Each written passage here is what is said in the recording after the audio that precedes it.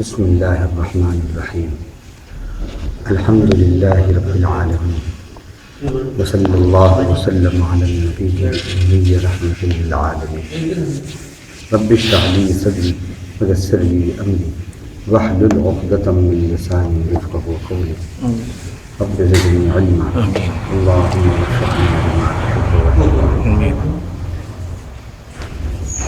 مالک الملک ربی الکریم کے فضل و توفیق سے تاریخ 13 ستمبر 2014 مطابق 17 ذوالقعدہ 1435 ہجری بروز ہفتہ۔ ابھی نماز فجر میں سلسلہ وار سورہ کہف کی جن آیات کی تلاوت کی۔ آج کا درس سورہ کہف کی آخری آیت نمبر 117 پر مشتمل۔ اللہ تعالیٰ نے اس آیت کے اندر یہ بتایا ہے کہ ان سے ملاقات کے جو تمنائی ہیں، جو آرزو رکھتے ہیں اللہ سے ملاقات کی، اللہ سے ملاقات کے دو طریقے اپنے اندر وہ پیدا کر لیں یا دو طریقوں کو اختیار کر لیں۔ ان دو طریقوں کو حاصل کریں گے یا ان دو اوصاف کو اپنے اندر وہ پیدا کر لیں گے تو وہ اللہ سے ملاقات کر سکتے ہیں۔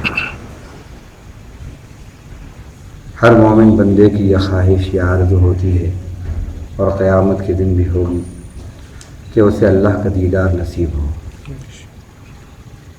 کیونکہ آدمی کی یہ صفت ہے کہ وہ اپنے محسن کو دیکھنا چاہتا ہے۔ جو اس کا محسن ہوتا ہے دل چاہتا ہے کہ وہ اس سے ملاقات کرے، اس کو دیکھے، اس سے باتیں کرے، اس کے قربت حاصل کرے، اس کا شکریہ ادا کرے اور اس سے رابطہ رکھے۔ یہ ہر اس بندے کی پہچان ہوتی ہے جس میں شرافت ہوتی ہے، جس میں وفاداری ہوتی ہے۔ جس بندے میں بھی شرافت ہے، وفاداری ہے، وہ ضرور اپنے محسن سے تعلق پیدا کرنے اور اپنے محسن سے قریب ہونے کی فکر کرتا ہے۔ تو اللہ سے بڑا تو کوئی محسن ہے نہیں، اللہ سے بڑا کسی کا احسان ہے نہیں۔ ہر وقت اللہ تعالی ہمارے اوپر احسان کر رہے ہیں، ایک لمحے کے لیے بھی وہ اپنے احسان سے خالی نہیں۔ اسبغ علیکم نعمہ ظاہرۃ و باطنہ، انہوں نے تمہارے اوپر پھیلا دیا ہے نعمتوں کو، ظاہری نعمتوں کو بھی اپنی اور اپنی باطنی نعمتوں کو بھی پھیلا دیا ہے تمہارے اوپر۔ کل یوم هو فی شأن فبأی آلاء ربکما تکذبان، ہر دن اس کی ایک شان ہے۔ کیا ہے وہ شان؟ اپنی رحمتوں کو بکھیر رہا ہے۔ رحمت ہے کہ رکتی نہیں ہے، یہ سیلاب رحمتوں کا رکتا نہیں۔ تو ایسا محسن جو ایک لمحے کے لیے بھی اپنی رحمت سے غافل نہ ہو، برابر ہم پر رحمت کر رہا ہو، ایسے محسن سے ملاقات کی تمنا تو ہر مومن کو کرنا چاہیے اور ہر مومن کرتا ہے۔ تو وہ کون خوش نصیب ہیں جن کے لیے اللہ اپنی ملاقات کو فراہم کرے گا، جن کو اللہ اپنا دیدار نصیب کرے گا۔ اللہ تعالیٰ نے سورہ کہف کی آخری آیت میں وہی گر بتایا ہے، وہی راز بتایا ہے اور وہ طریقہ بتایا ہے جس طریقے سے اللہ سے ملاقات ممکن ہو سکے گی۔ فرمایا قل انما انا بشر مثلكم يوحى الي انما الهكم اله واحد فمن كان يرجو لقاء ربه فليعمل عملا صالحا ولا يشرك بعبادة ربه احدا۔ آپ فرما دیجئے بے شک میں تو تمہاری طرح ہی ایک انسان ہوں، ایک بشر ہوں، ایک انسان ہوں۔ میرے اوپر وحی کی جاتی ہے، فرق ہے تو بس اتنا کہ میرے اوپر وحی کی جاتی ہے، میں نبی ہوں، بشر نبی ہوں، میرے اوپر وحی کی جاتی ہے۔ کیا وحی کی جاتی ہے؟ کہ بے شک تمہارا معبود ایک ہی معبود ہے، لہذا جو اس سے اپنے رب سے ملاقات کا تمنائی ہے، امید رکھتا ہے، خواہش رکھتا ہے، تو اسے نیک عمل کرنا چاہیے اور اپنے رب کی بندگی میں، عبادت میں کسی کو بھی شریک نہیں کرنا چاہیے۔ کیسی جامع آیت ہے، کیا کیا ذہنی باتیں اس میں بتا دی ہیں۔ اگر اسی ایک آیت پر بندہ عمل کرنے لگے تو نبی سے بھی قربت اسے ہو جائے اور اللہ کی ملاقات بھی جنت میں انشاءاللہ اس کو نصیب ہوگی۔ تو دو باتیں اس کے اندر، بلکہ تین باتیں اس میں بہت اہم بتائی گئی۔ نبی کا تعارف، دوسرا اللہ سے ملاقات بندہ مومن کی ہوگی، تیسرا اللہ سے ملاقات کن اوصاف کے ذریعے ہو سکتی ہے۔ پہلی بات یہ فرمائی کہ آپ کہہ دیجئے کہ میں تمہاری طرح ہی ایک انسان ہوں۔ مشرکین اور کفار مکہ یہ کہتے تھے کہ نبی بشر نہیں ہو سکتا، وہ انسانوں میں سے نہیں ہو سکتا، اور اس کا ثبوت یہ ہے کہ سورہ فرقان میں اللہ تعالیٰ نے ان کے اعتراض کو بتایا۔ وہ کہتے تھے ما لهذا الرسول یأکل الطعام ویمشی فی الاسواق، یہ رسول کیسے رسول ہیں؟ یہ تو کھانا بھی کھاتے ہیں اور بازاروں میں بھی چلتے پھرتے ہیں۔ تو کفار مکہ اور مشرکین کے ذہن میں رسول کا جو کانسیپٹ تھا وہ کیا تھا کہ وہ بس اپنے گھر میں رہیں، صرف اپنی خانقاہ میں رہیں، صرف اپنے حجرے میں رہیں، اور کھانا پینا بھی نہیں ہو، سب سے دور رہیں، اور وہ انسان سے ہٹ کر فرشتوں کی مخلوق میں سے وہ یہ کہتے تھے۔ اللہ نے اس کا جواب دیا اگر تم لوگ فرشتے ہوتے تو اللہ مجھے بھی فرشتہ بنا کر رسول بنا کر بھیجتا، لیکن مجھے تو مبعوث کیا ہے انسانوں کے لیے، اللہ نے انسان اور جن کی ہدایت کے لیے مبعوث کیا ہے۔ تو جب انسانوں کے لیے میں بھیجا گیا ہوں تو انسانوں کے ہی بھیس میں، شکل میں اور انہی کی جنس میں بھیجا گیا ہوں، یہ حکمت ہے۔ اگر فرشتے ہوتے، تم سب فرشتے ہوتے اور تمہاری ہدایت اللہ کو مطلوب اور مقصود ہوتی تو پھر اللہ مجھے فرشتہ بنا کر بھیجتے۔ تو مشرکین مکہ اور کفار نبی کو بشر کے روپ میں نبی نہیں مانتے تھے۔ کتنی ملتی جلتی بات ہو گئی آج، بگڑے ہوئے ذہن کے، اپنی نادانی اور جہالت سے جو آج کے کچھ مسلمان ہیں وہ بھی کہتے ہیں نہ نبی کو بشر مت کہو، نبی بشر نہیں ہو سکتا، اور پھر ان سے وجہ پوچھو کہ آپ ایسا کیوں کہتے ہیں؟ اللہ جب کہہ رہے ہیں بشر، نہیں تو وہ توجیہ پیش کرتے ہیں، دیکھیے بشر اصل میں باشر ہے، بشر اصل میں باشر ہے، با کے معنی ساتھ اور شر معنی برائی، تو بشر کے معنی ہوئے شر کے ساتھ، بھلا نبی کے ساتھ شر کیسے ہو سکتا ہے؟ کیا توجیہ کرتے ہیں؟ اس توجیہ پہ جاہلوں کو بھی، جاہل سے جاہل ترین آدمی کو بھی ہنسی آ جائے۔ یہ جہالت کی توجیہ ہے، نہ وہاں با الگ ہے نہ شر الگ ہے، بشر ایک ہی لفظ ہے، ایک ہی لفظ ہے۔ یہ ایسی بات ہو گئی جیسے کہ اسحاق میرا نام ہے، کوئی کہے کہ آپ کے نام میں دس کا لفظ آیا ہے، اس کا لفظ آیا ہے، اور آپ کے نام میں ہا بھی ہے، یہ تو ایسی بات ہو۔ قرآن مجید میں لفظ کنتی آیا ہے، کنتی بھی آیا ہے. کوئی یہ ثابت کرے کہ دیکھو قرآن مجید میں سنسکرت بھی ہے، کنتی، یہ نام ہوتے ہیں کنتی، یہ دیکھو سنسکرت کا لفظ ہے، یہ بھی قرآن میں موجود ہے. قرآن مجید میں انگلش بھی ہے. کیسے؟ اللہ پڑھیے سورہ اخلاص، قل هو اللہ احد اللہ الصمد لم یلد ولم یولد ولم یکن لہ کفوا احد. دیکھو قرآن میں انگلش بھی ہے، ون آیا. اور کہنا قرآن مجید میں یہ لفظ ماما جو ہے یہ بھی عربی لفظ ہے. کہاں ہے بھائی؟ کہنا ماما تو وما قتلوا. دیکھو قرآن میں ماما بھی آیا ہے. یہ جاہلانہ توجیہ ہے، جاہلانہ توجیہ، اس کا کوئی تعلق نہیں ہے حقیقت سے.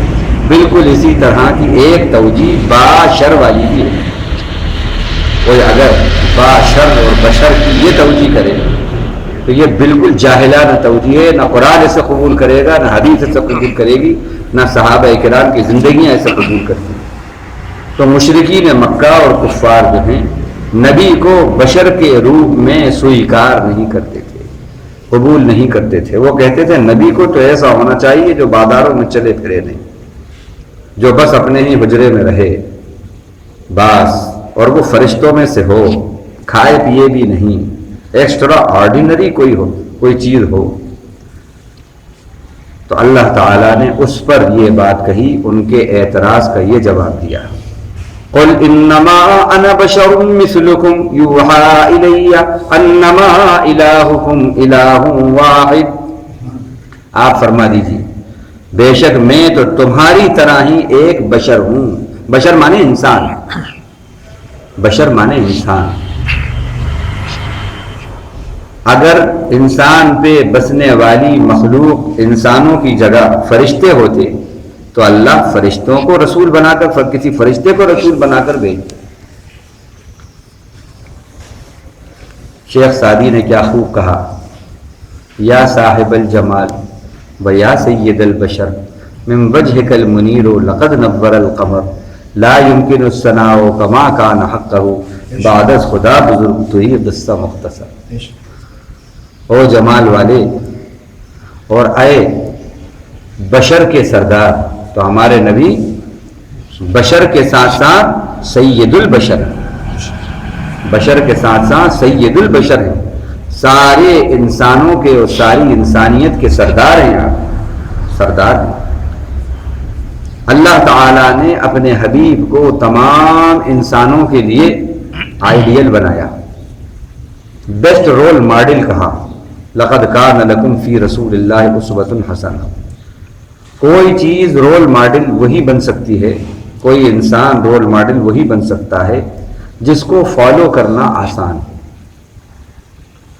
جس کو انسان فالو کر سکیں، جس کی لائف کو فالو کر سکیں، وہی رول ماڈل بن سکتا ہے. اللہ کے نبی صلی اللہ علیہ وسلم. اور کسی کو فالو کرنا اسی وقت آسان ہوگا جب وہ انسان میں سے ہو. اگر جنات میں سے بناتے یا فرشتوں میں سے بناتے تو فرشتوں کو تو حاجت ہی نہیں ہے، ان کے اندر بشریت کے تقاضے ہی نہیں. نہ ان کو غصہ آئے، نہ ان کو بھوک لگے، نہ پیاس لگے، ہاں، نہ شادی بیاہ، نہ اولاد، سارے جھمیلوں سے دور. بس اللہ ہی اللہ، اللہ ہی اللہ، ذکر اذکار، اللہ کی یاد، اللہ کی عبادت. بس یہی تو نور کی مخلوق ہے. وہ آئیڈیل کیسے بن سکتے ہیں؟ وہ آئیڈیل انسان کے لیے کیسے بنیں گے؟ جنات اگر آئیڈیل ہوتے انسانوں کے لیے وہ بھی نہیں ہو سکتے، کیونکہ وہاں تو آگ کی آمیزش ہے، آگ ہے، وہ بھی نہیں ہو سکتے. انسان ہی انسان کے لیے آئیڈیل بن سکتا ہے. تو ہمارے نبی بشر ہیں اور بشر کے ساتھ ساتھ سید البشر ہیں. آپ کو بھوک بھی لگتی ہے، آپ کو پیاس بھی لگتی ہے، آپ خوشی کے وقت میں خوشی بھی ہوتی ہے آپ کو، آپ غم کی باتوں سے غم زدہ بھی ہوتے ہیں. ہاں، آپ کو تکلیفیں بھی پہنچی، آپ کو راحت بھی پہنچی، آپ نے شادی بیاہ بھی کیا، آپ کی اولاد بھی ہے، آپ صاحب اولاد بھی ہیں، آپ نے تجارت بھی کی، آپ مجاہد بھی ہیں. یہ سب کی سب باتیں ہمیں یہ بتا رہی ہیں کہ اللہ کے نبی بشر کے روپ میں سید البشر ہیں، تمام انسانوں کے سردار ہیں آپ. تو قل انما انا بشر مثلکم، آپ کہہ دیجئے کہ میں تمہاری طرح ہی ایک بشر، ایک انسان ہوں. بشر مانے انسان، اس کا باشر سے کوئی تعلق نہیں، شر کے ساتھ. اور بھلا کہیں نبی ایسے ہو سکتے ہیں؟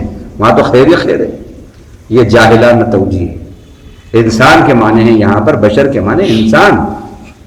تو نبی کو انسان سمجھنا گالی ہے کیا؟ نبی کو انسان کہنا گالی ہے؟ مجھے بتائیے، نبی کو انسان کہنا گالی ہے؟ نہیں. اللہ نے ان کو انسان کے روپ میں انسانوں کا سردار بنایا، بشر کے روپ میں بشر کا سردار بنایا. تو کافر اور مشرک کی یہ پہچان ہے کہ وہ نبی کو بشر کے روپ میں قبول نہیں کرتا. اب اگر خدا نخواستہ ہم بھی وہی طریقہ اختیار کریں، ہم بھی اگر نبی کو بشر کے روپ میں نہیں مانے تو کتنی مشابہت کفر و شرک سے آ گئی ہمارے اندر. تو اللہ ہمیں مشرکین کی روش پہ چلنے والا نہ بنائے. تو قل انما انا بشر مثلکم یوحا الیہ، بس کیسا بشر ہوں میں کیسا انسان ہوں کہ میری طرف وحی کی جاتی ہے. اللہ کی وحی آتی ہے، تم پر وحی نہیں آتی. اور وحی کس پر آتی ہے؟ نبی پر آتی ہے، رسول پر آتی ہے. وحی نبی اور رسول پر آتی ہے. اللہ نے مجھے نبی بھی بنایا، رسول بھی بنایا. نبی کسے کہتے ہیں؟ جو پچھلی شریعت کو فالو کر رہا ہو، نئی جس کو کوئی شریعت کوئی کتاب نہ ملی ہو، اس کو نبی کہتے ہیں. اور رسول جس کو نئی شریعت ملی ہو. تو جو رسول ہوتا ہے وہ نبی بھی ہوتا ہے، جو نبی ہے وہ رسول نہیں ہوتا. لیکن جو رسول ہے وہ نبی بھی ہے اور رسول بھی ہے. ہمارے نبی رسول بھی ہیں اور نبی بھی ہیں، اور بشر کے روپ میں سید البشر ہے کہ میری طرف وحی کی جاتی ہے، وحی آتی ہے. کیا وحی آتی ہے؟ وحی کا لب لباب، وحی کا لب لباب نبوت کی روح جو بتائی ہے وہ کیا ہے؟ توحید کا پرچار اور شرک سے روکنا. ہر نبی کی یہی صفت، ہر نبی کی یہی آئیڈینٹی اللہ تعالیٰ نے بتائی. ہر نبی کی، کہ جتنے بھی نبی آئے ہیں سب نے یہی کہا کہ اللہ کے ساتھ کسی کو شریک مت کرو، اللہ کے ساتھ کسی کو شریک مت کرو. تو نبی کی یہ پہچان اور نبوت کی یہ شان اور یہ پہچان ہے. جیسے دیکھیے قرآن میں ہے وَلَقَدْ بَعَثْنَا فِي كُلِّ أُمَّةٍ رَسُولٍ أَنِ اعْبُدُوا اللَّهَ وَاجْتَنِبُوا الطَّاغُوتَ. ہم نے ہر امت کے اندر ایک رسول کو بھیجا.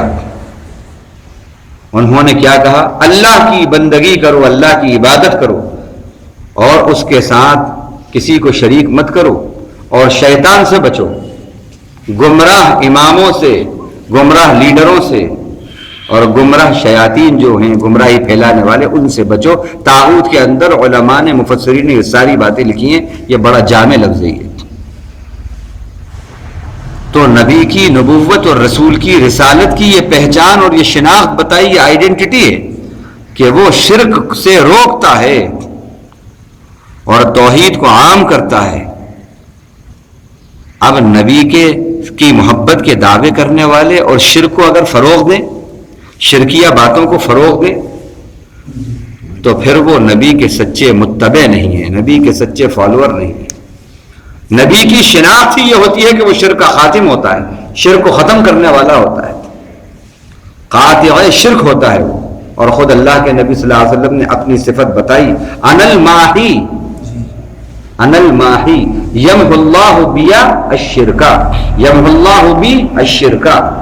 مجھے اللہ نے مٹانے والا بنا کر بھیجا ہے. کس کو مٹانے والا؟ انسانوں کو مٹانے والا نہیں، بربادی کرنے والا نہیں. یمحو اللہ بی الشرکا، اللہ میرے ذریعے شرک کو مٹاتا ہے. تو نبی کی یہ شان ہے کہ ان کے ذریعے شرک کا خاتمہ ہوتا ہے. اب اگر عاشقان رسول کے ذریعے بجائے شرک کے خاتمے کے شرک کو فروغ مل رہا ہو تو وہ سچے عاشقان رسول کہاں ہوئے؟ وہ تو بالکل اپوزٹ بات ہو گئی، بالکل اپوزٹ بات ہو گئی۔ وہ تو نبی کی صفت اور نبی کی شان یہ بتائی کہ وہ شرک کا خاتمہ کرتا ہے۔ جب نبی کی یہ شان ہے تو امتی کی بھی یہی شان ہونا چاہیے، نبی کی یہ پہچان ہے تو امتی کی بھی یہی پہچان ہونا چاہیے کہ وہ بھی شرک کا خاتمہ کرے، جہاں پر رہے جتنا اس سے ہو سکے شرک کے خاتمے کی بات کرے، شرک کو ختم کرے اور توحید کو، ایمان کو فروغ دے۔ یہی بات اس میں کہی کہ یوحا الی انما الہکم الہ واحد، وہی کی جاتی ہے میری طرف اس بات کی کہ تم سب کا معبود ایک ہی معبود ہے، ایک ہی معبود ہے۔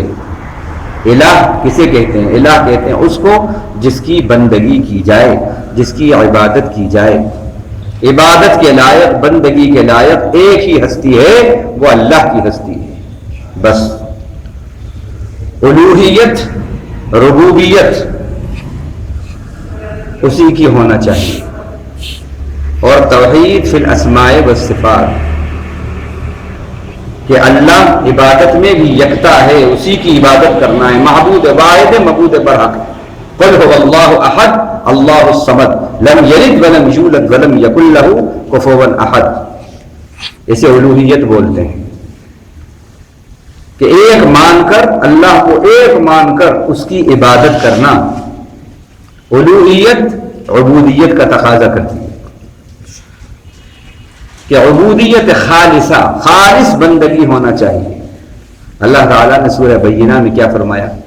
وَمَا أُمِرُوا إِلَّا لِيَعْبُدُوا اللَّهَ مُخْلِصِينَ لَهُ الدِّينَ حُنَفَاءَ وَيُقِيمُوا الصَّلَاةَ وَيُؤْتُوا الزَّكَاةَ وَذَلِكَ دِينُ الْقَيِّمَةِ۔ مضبوط دین کیا ہے؟ ٹھوس دین کیا ہے؟ دین کی ٹھوس باتیں کیا ہیں؟ ٹھوس دین کی پہچان کیا ہے؟ فرمایا نہیں حکم دیا گیا ان کو مگر اس بات کا کہ وہ اللہ کی بندگی کرے، کس طرح؟ اسی کے لیے دین کو، عبادت کو، بندگی کو خالص کرتے ہوئے۔ جہاں پر خالص بندگی ہے وہیں پر دین خالص ہے، اور جب بندگی کے اندر ملاوٹ آ جائے تو دین میں ملاوٹ آ گئی، دینداری بھی ملاوٹ اور مشکوک ہو گئی۔ تو الا لیعبدوا اللہ مخلصین لہ الدین حنفاء، کیسے عبادت کرو؟ کس طرح حکم دیا گیا ہے عبادت کرنے کا؟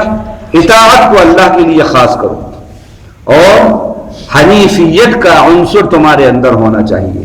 یہ حنیفیت کیا ہے؟ سب سے اپنی آرزوؤں کو کاٹ کر رب سے اپنی آرزوؤں کو وابستہ کرنا، اسے حنیفیت بولتے ہیں۔ حنیف مانے یکسو ہونے والا، متوجہ ہونے والا، کس کی طرف؟ اللہ کی طرف۔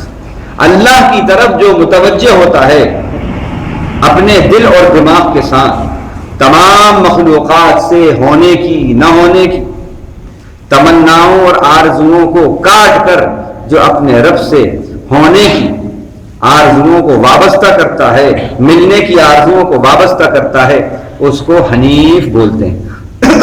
اب حنیف بھائی نام رکھ لیا حنیف بھائی، لیکن پورے حنیف بھائی مشرک بنے ہوئے ہیں۔ یہ کیسا نام؟ یہ کیسا نام؟ نام حنیف ہے اور زندگی میں شرک جاری ہے، نام ساجد ہے اور ایک بھی سجدہ نہیں ہے زندگی میں اللہ اور غیر اللہ کو خوب سجدے ہیں۔ یہ کیسے ساجد؟ عبد الرحمن نام ہے، عبداللہ نام ہے، اللہ کے بندے، رحمان کے بندے، لیکن رحمان ہی کی بندگی نہیں ہے، پوری شیطان کی بندگی ہے۔ یہ کیسا عبد الرحمن ہے؟ اپنے ناموں پر ہی اگر توجہ دیں، اس کے میننگ پر ہی توجہ دیں تو آگے مسلمان ہو جائیں، آگے مسلمان ہو جائیں۔ تو وما امروا الا ليعبدوا الله مخلصين له الدين حنفاء ويقيموا الصلاة، اور نماز قائم کرو، اس کا حکم دیا گیا، پڑھو نہیں، قائم کرو۔ ويؤتوا الزکاة، زکات ادا کرو۔ وذلك دین القیمہ، اور یہی مضبوط دین ہے۔ تو مضبوط دیندار اگر بننا چاہتے ہو تو اپنے اندر اخلاص پیدا کرو، اور اپنی عبادت کے اندر اخلاص پیدا کرو، عبادت میں خالصیت لاؤ، شرک جس دینداری میں ہے، جس عبادت میں شرک ہے، وہاں دین بھی مشکوک ہے، دین بھی مشکوک ہے۔ قرآن یہ کہہ رہا ہے۔ تو انما الہکم الہ واحد، اس بات کی میری طرف وحی کی جاتی ہے کہ تمہارا معبود ایک ہی معبود ہے۔ تو الوہیت اور ربوبیت، اب الوہیت کا تقاضا ہے کہ عبودیت ہو، بندگی اللہ کی ہو، اور پھر بندگی کا تقاضا ہے کہ ربوبیت پر بھی بھرپور یقین۔ ربوبیت کیا ہے؟ پالن ہار اللہ ہے، زندگی موت اس کے ہاتھ میں ہے، اندھیرے اجالے اس کے ہاتھ میں ہیں، عزت ذلت اس کے ہاتھ میں ہے، اولاد کا دینا نہ دینا اس کے ہاتھ میں ہے، میری بگڑی بنانا اور میری بگڑی بنتی بگاڑنا یہ سب میرے رب کے ہاتھ میں ہے۔ یہ ہے ربوبیت۔ مجھے اللہ پال رہا ہے، مجھے اللہ کھلا رہا ہے، میری زندگی اللہ نے دی ہے، میری سانسوں پر اللہ کی حکومت ہے، اللہ کا اقتدار ہے، میرے دل پر میرے رب کی سلطنت ہے۔ یہ ہے ربوبیت، یہ ہے۔ تو آپ کہہ دیجئے کہ وہی یہ کی جا رہی ہے میری طرف کہ تمہارا معبود ایک ہی معبود ہے۔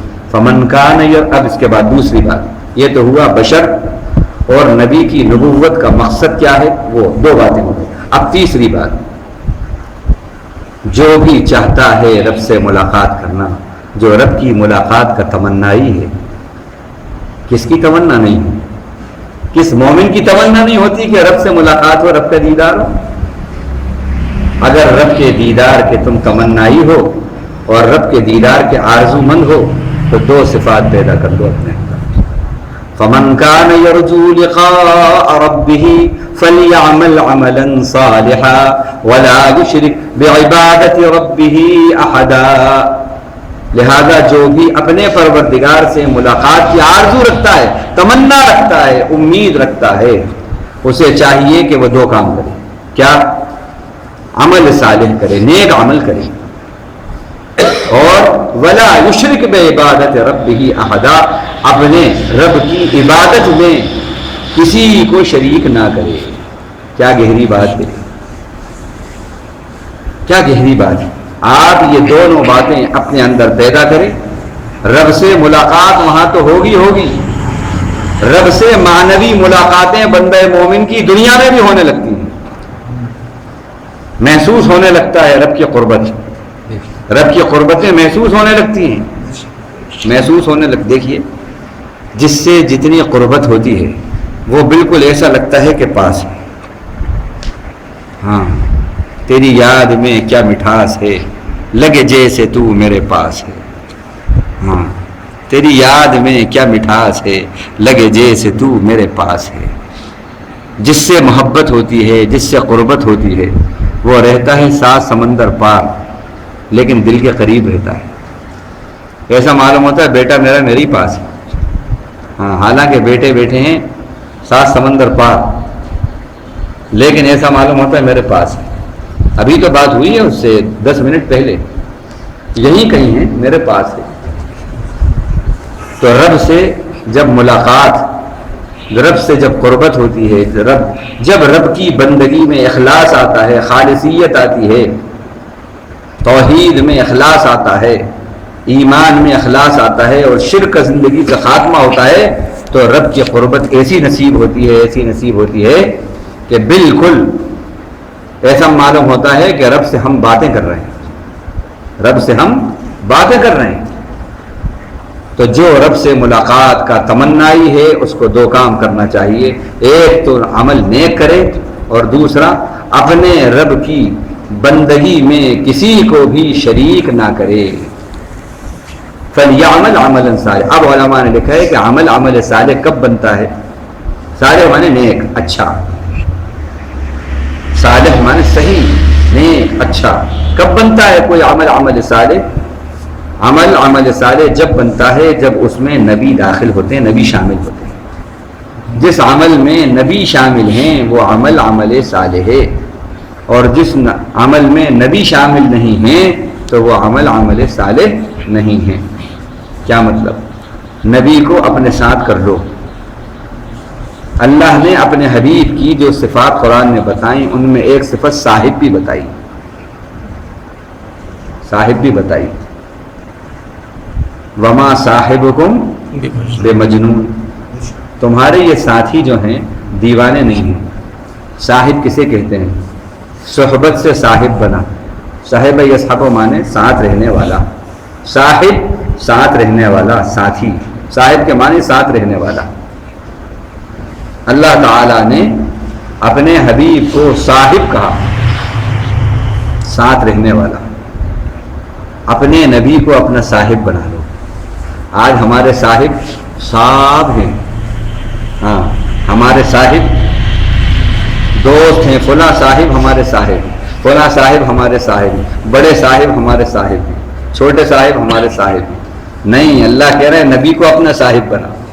کیا مطلب؟ ساتھی بناؤ، تم نبی کے ساتھ رہو، نبی کو اپنے ساتھ رکھو، یہ ہے صاحب۔ آج ہمارے نبی تو بس مسجد کے اندر ہمارے صاحب ہیں، مسجد کے باہر تجارت میں نہیں صاحب، آپ کا ہمارا ساتھ اچھا نہیں ہے، آپ بہت چیزوں کو روکو گے، ہم سے ہمیں روک دو گے، شادی میں آپ دور رہو، خوشی میں دور رہو، وہاں دور رہو، بس آپ سے ملاقات مسجدوں میں ہو جائے قریب، یا النکاح من سنتی کے وقت میں بس آپ سے ملاقات ہو جائے گی۔ نہیں، نبی کو ہر وقت اپنے ساتھ رکھو، اپنا صاحب بناؤ۔ نبی کو صاحب بناؤ تو پھر تمہارا ہر عمل صالح بنے گا۔ نبی ہوں گے صاحب تو عمل ہوگا صالح، یوں سمجھ، نبی بنیں گے صاحب تو عمل بنے گا صالح۔ اور نبی کو اپنا صاحب نہیں بناؤ گے، ہر ایک کو اپنا صاحب بناؤ گے تو پھر عمل میں صالحیت ختم ہو جائے گی، اور صالحیت ختم ہوئی تو اللہ سے ملاقات مشکوک ہو گئی۔ اللہ گندوں سے ملاقات تھوڑی کرے گا، اللہ تو پاکیزہ لوگوں سے ملاقات کرے گا، پاکیزہ لوگوں کو اپنا دیدار کرائے گا۔ کبھی اے حقیقت منتظر تو نظر آ لباس مجاز میں، ہزار سجدے تڑپ رہے ہیں میری جبین نیاز۔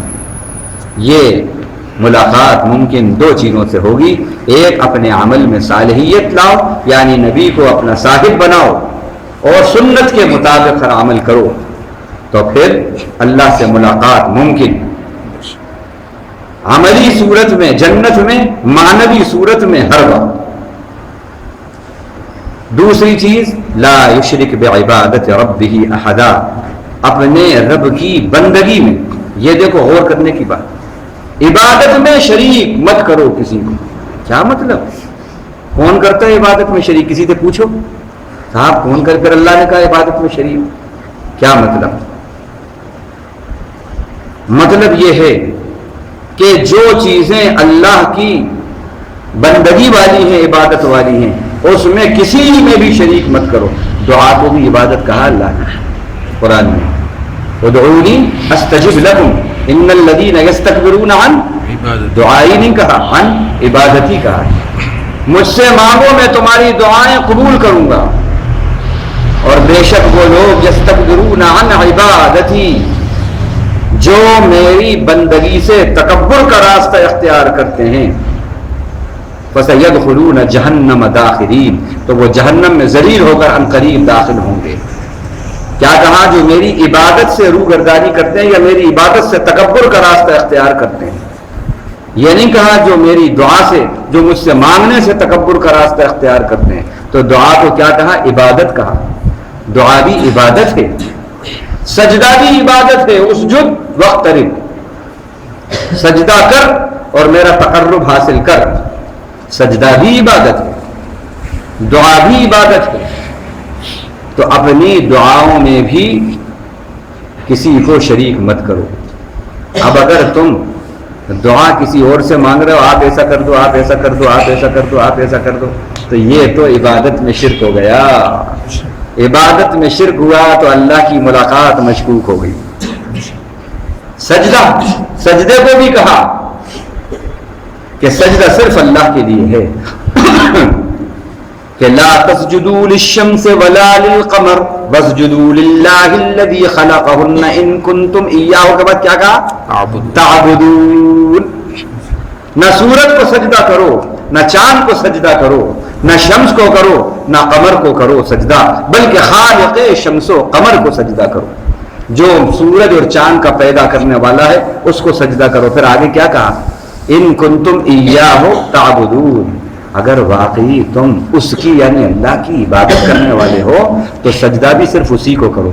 معلوم یہ ہوا کہ اللہ کو جو سجدہ کر رہا ہے وہ واقعی اللہ کی عبادت کرنے والا ہے، اور جو سجدہ اللہ کے علاوہ کہیں اور کر رہا ہے تو اس کا مطلب یہ ہے کہ اس کی عبادت میں ابھی جان نہیں ہے، شان نہیں ہے، کمال نہیں ہے، کیونکہ جو سچا اللہ کی عبادت کرنے والا ہے اللہ کہہ رہے ہیں وہ تو صرف اللہ کو سجدہ کرتا ہے۔ اب یہ ذہن سے نکال دو، نہیں صاحب سجدہ جو ہے دو قسم کا ہے، تعبیرات ہوتی ہیں، دو قسم ہیں سجدوں کی، دو قسم ہیں، ایک سجدہ تعظیمی، ایک سجدہ حقہ۔ یہ اس لیے بتا رہا ہوں کہ یہ بیماری یہاں بہت عام ہے، اس لیے ذرا اس کو بھی میں بتاتا چلوں، حالانکہ کئی بار بتایا پھر بتاتا ہوں۔ سجدے کی توجیہ کرتے ہیں، تعبیرات کرتے ہیں کہ سجدہ دو طرح کا ہے۔ مولانا صاحب آپ کو معلوم نہیں سجدہ دو طرح کا ہے، کیا ہے دو طرح کا؟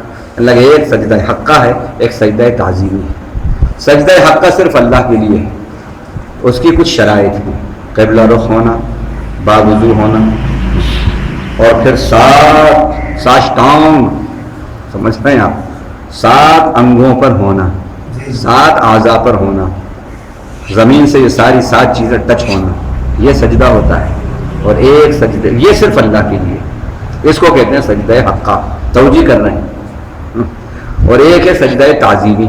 سجدہ تعظیمی میں نہ وضو شرط ہے، سجدہ تعظیمی میں نہ ساشتانگ شرط ہے، سمجھے آپ کہ 7 اعضاء، نہ سجدہ تعظیمی میں قبلہ رو ہونا شرط ہے۔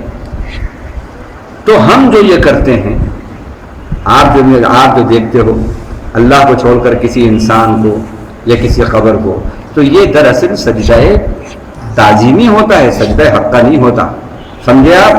ہاں سجدہ تعظیمی ہو یا سجدہ حقہ ہو بھائی، سجدہ تو سجدہ ہے، صرف اللہ کے لیے۔ مشرکین مکہ بھی جو بتوں کو پوجتے تھے، اللہ تعالیٰ نے ان کے لیے بھی لفظ کیا استعمال کیا؟ جو سورج اور چاند کی پوجا کرتے، پرستش کرتے تھے، کیا لفظ استعمال کیا؟ لا تسجدوا للشمس ولا للقمر۔ یہ کس سے خطاب ہے؟ نہ سورج کو سجدہ کرو نہ چاند کو۔ ابو بکر کرتے تھے کہ سورج کو چاند کو سجدہ، عمر کرتے تھے، عثمان کرتے تھے، علی کرتے تھے۔ ہاں یہ کس کو منع کر رہے ہیں؟ کس کو منع کر رہے ہیں؟ مشرکین کو ہی تو کہہ رہے ہیں، منع کر رہے ہیں کہ تم سورج چاند کو سجدہ مت کرو۔ اب ذرا پوچھو، مشرکین جو سجدہ کرتے تھے ساشتان والا سجدہ ہوتا تھا، ہاں قبلہ رخ ہو کے کرتے تھے، باوضو ہو کے کرتے تھے، پھر اللہ نے اس کو بھی سجدہ کہا۔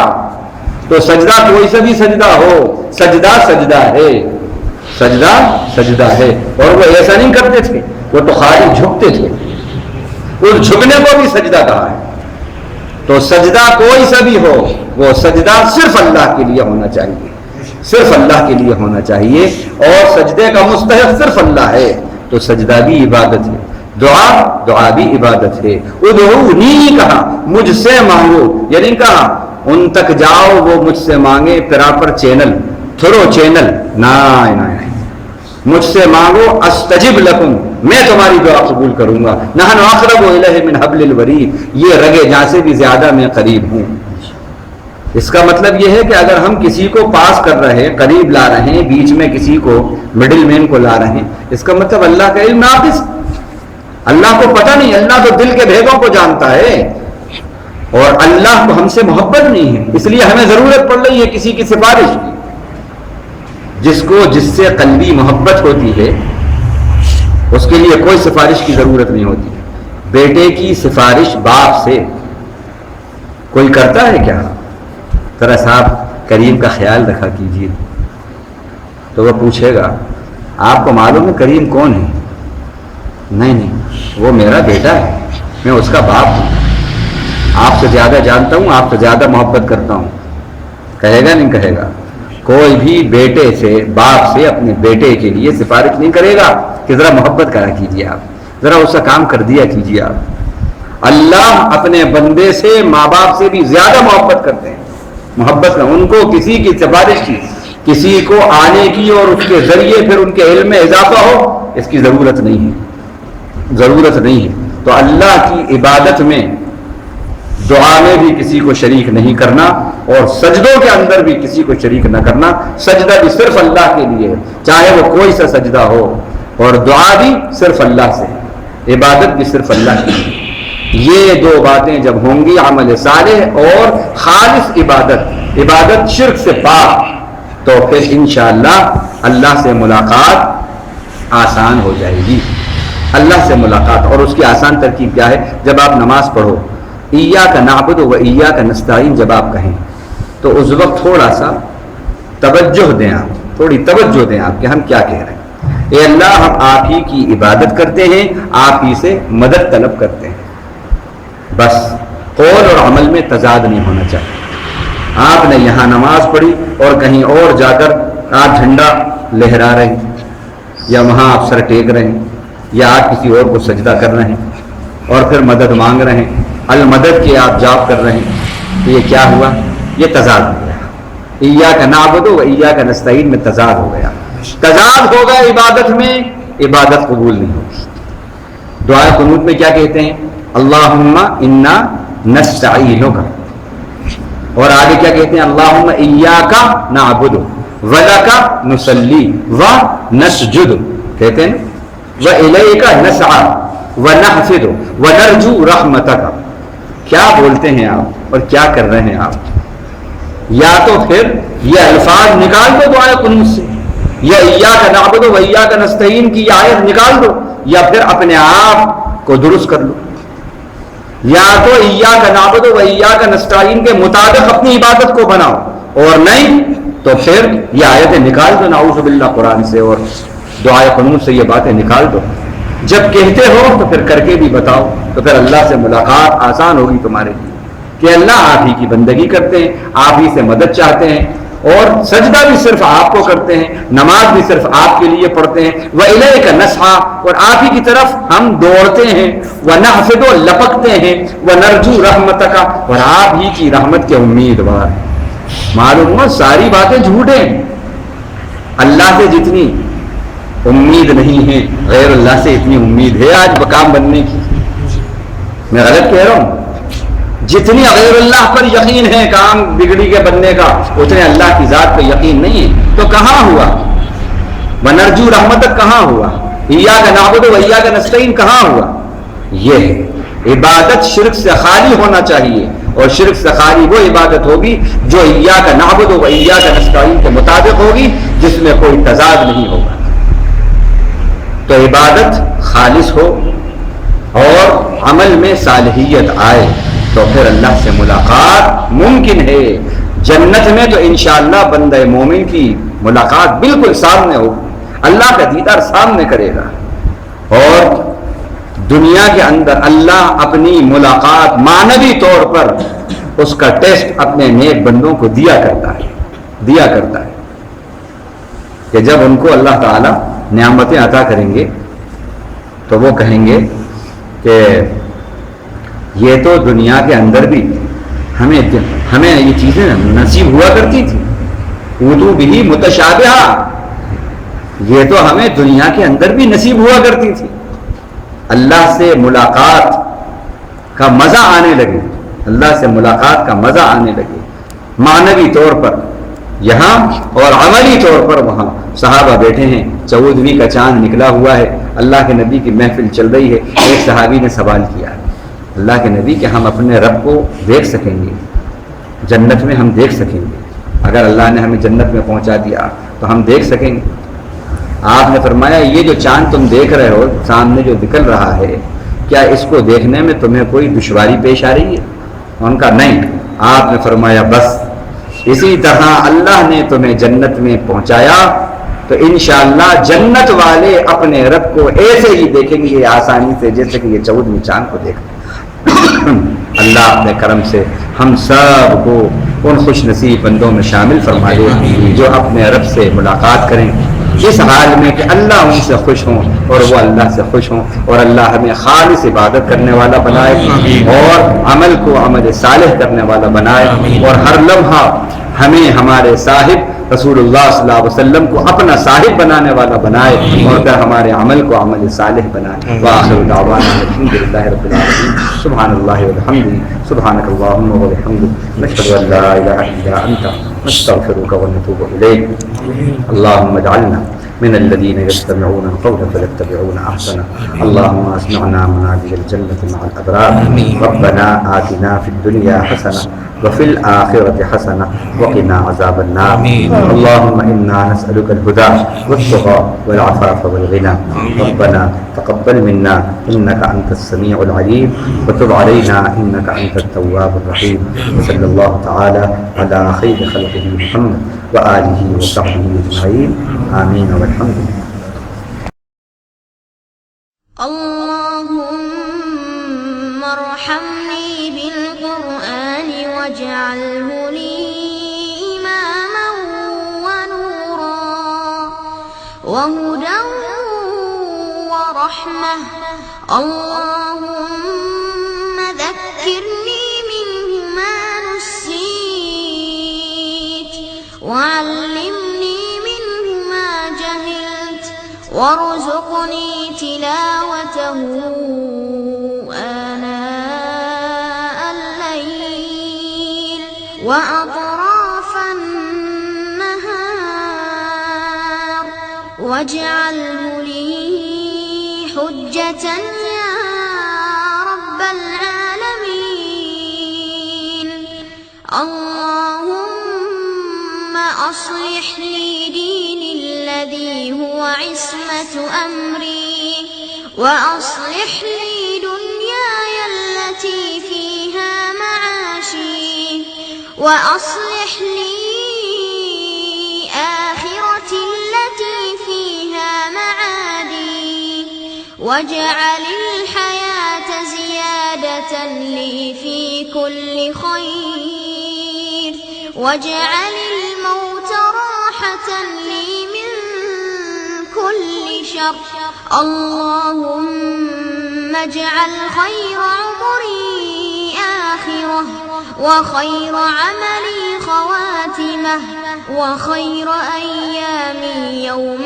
ألقاك، وخير أيامي يوم ألقاك فيه، اللهم إني أسألك عيشة هنية وميتة سوية ومردا غير مخزٍ ولا فاضح، اللهم إني أسألك خير المسألة وخير الدعاء وخير النجاح وخير العلم وخير العمل وخير الثواب وخير الحياة وخير الممات، وثبتني وثقل موازيني وحقق إيماني وارفع درجتي وتقبل صلاتي واغفر خطيئاتي، وأسألك العلا من الجنة، اللهم إني أسألك موجبات رحمتك وعزائم مغفرتك والسلامة من كل إثم والغنيمة من كل بر والفوز بالجنة والنجاة من النار، اللهم أحسن عاقبتنا في الأمور كلها وأجرنا من خزي الدنيا وعذاب الآخرة، اللهم اقسم لنا من خشيتك ما تحول به بيننا وبين معصيتك، ومن طاعتك ما تبلغنا بها جنتك، ومن اليقين ما تهون به علينا مصائب الدنيا ومتعنا بأسماعنا وأبصارنا وقواتنا ما أحييتنا واجعله الوارث منا واجعل ثأرنا على من ظلمنا وانصرنا على من عادانا ولا تجعل مصيبتنا في ديننا ولا تجعل الدنيا أكبر همنا ولا مبلغ علمنا ولا تسلط علينا من لا يرحمنا اللهم لا تدع لنا ذنبا إلا غفرته ولا هما إلا فرجته ولا دينا إلا قضيته ولا حاجة من حوائج الدنيا والآخرة إلا قضيتها يا أرحم الراحمين ربنا آتنا في الدنيا حسنة وفي الآخرة حسنة وقنا عذاب النار وصل اللهم على نبينا محمد وعلى آله وصحبه أجمعين